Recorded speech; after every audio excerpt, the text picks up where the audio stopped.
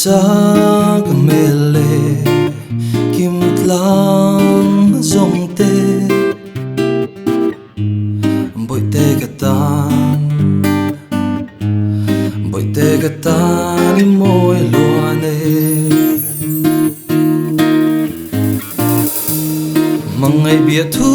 kan lan khan e kum tuang tan kan tiam du na dora lianin lo sang ma se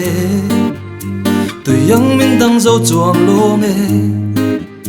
su thian kan moi to lo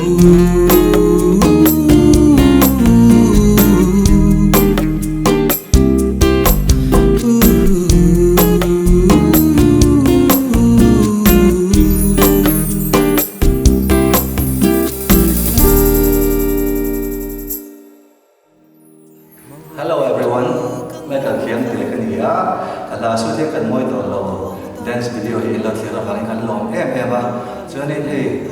Z Academy तो ही ने episode शक्शन लो तो चुआ ज़ेल दो ना लो खीर ज़ेल तो ने कंसोल बच्चों please don't forget like, share and subscribe.